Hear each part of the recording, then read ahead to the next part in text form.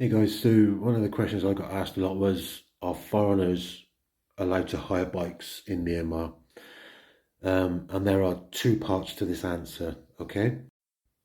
So the first part of the answer is yes, foreigners are allowed to rent bikes in Myanmar. The second part of the answer is it depends where you are. Some places in Myanmar don't allow foreigners to ride bikes. The biggest example of that is Yangon. When I lived in Yangon, it's forbidden for foreigners to ride bikes in Yangon. There's 5 million people that live in Yangon.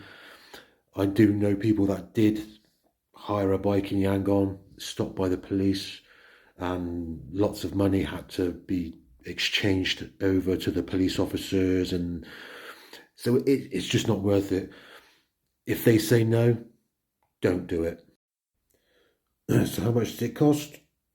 For me, when I lived in Mandalay, I rented the bike continuously for 6 months, and I was paying 150,000 Myanmar chat, which translates to about $90 a month.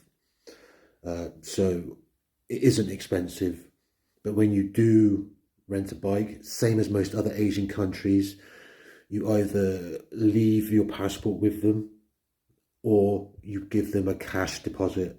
And I would always do the cash deposit because your passport, you need it. If anything happens and you haven't got your passport, it's not good, especially in somewhere like Myanmar. So do the cash deposit. And do you need to wear a helmet? In Myanmar, it is the law, you have to wear a helmet. Um, I know a couple of people that were not wearing the helmets and they got stopped by the police and they had to give them money, etc., etc. So it is a law and you do have to wear it. Everybody who uses a bike needs to wear a helmet. You will see, like in any other Asian country, lots of local people not wearing helmets. But as a foreigner, you will be noticed by the police and they will stop you and they will ask for money. So always wear a helmet.